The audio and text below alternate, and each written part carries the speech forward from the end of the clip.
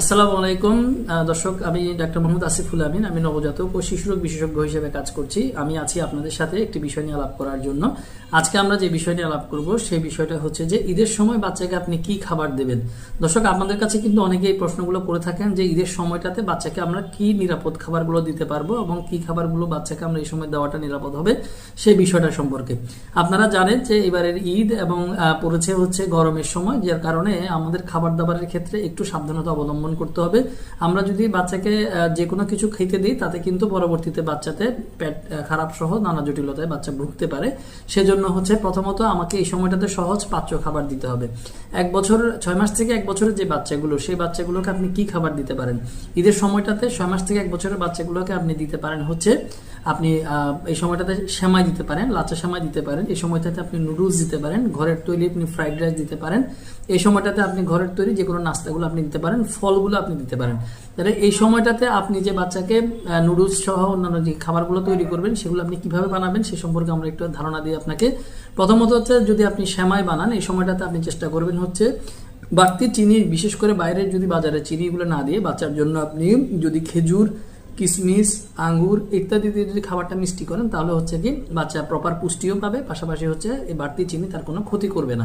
পাশাপাশি আপনি যদি তাকে নুডলস দেন, আপনি ইনস্ট্যান্ট নুডলসগুলো না দিয়ে ভেজিটেবল নুডলস, যেখানে আপনি ডিম দিতে পারেন, যেখানে আপনি হচ্ছে চিকেন অথবা আপনি এখানে ক্ষেত্রে কিন্তু মাংস দিতে পারেন, সেটা কিন্তু বাচ্চার পুষ্টিমানটাও বাড়াবে এবং নুডলস খাওয়ার কারণে দেখা যায় বাচ্চা কোনো ক্ষতি করবে না। বাড়তি তেল এই সময় অ্যাভয়েড করতে হবে। অতিরিক্ত তেল, ঝাল, মশলাদার খাবারগুলো কিন্তু এই সময়টাতে অ্যাভয়েড করতে হবে। পাশাপাশি আপনি যদি ফিরনি পায়েস দেন সেক্ষেত্রে আপনি ফর্মুলা দিয়ে তৈরি এই সময়টাতে আপনি দিতে পারেন। এবং পাশাপাশি এটার পাশাপাশি ডিম এবং ঘরের তৈরি অন্যান্য নাস্তা এবং হচ্ছে ফলমূলগুলো আপনি দিতে পারেন। যে সকল বাচ্চার বয়স 1 বছর পার হয়ে গেছে সে সকল বাচ্চার খাবারের সাথে আপনি ফিরনি, পায়েস এবং অন্যান্য যে কোনো নাস্তা আপনি দিতে পারেন। এই সময় পুডিংটা দিতে পারেন, এই সময় আপনি নুডলস দিতে পারেন, এই সময় কিন্তু আপনি তাকে সেমাই দিতে পারেন। এই সময় গরুর দুধের তৈরি যে কোনো আইটেমও আপনি কিন্তু বাচ্চাকে দিতে পারেন। পাশাপাশি হচ্ছে ফুল ক্রিম মিল্ক পাউডার দিয়ে তৈরি খাবারগুলো কিন্তু আপনি দিতে পারেন, অথবা বাজারে পাওয়া যেগুলো নিডো 1+ অথবা গ্রোয়ার এই টাইপের দুধ দিয়েও কিন্তু আপনি খাবার বানিয়ে বাচ্চাকে দিতে পারেন। এই সময়টাতে নুডলসের ক্ষেত্রে আপনি ইনস্ট্যান্ট নুডলসগুলো অ্যাভয়েড করবেন, চেষ্টা করবেন হচ্ছে ভেজিটেবল নুডলস অথবা অন্য নুডলসগুলো ব্যবহার করতে, যেখানে আপনি ভেজিটেবল এবং হচ্ছে ডিম এবং হচ্ছে মাংসগুলো দিবেন, যাতে দেখা যায় বাচ্চার নুডলসের পুষ্টিমানটা বাড়বে এবং বাচ্চা খেতেও খুব পছন্দ করবে।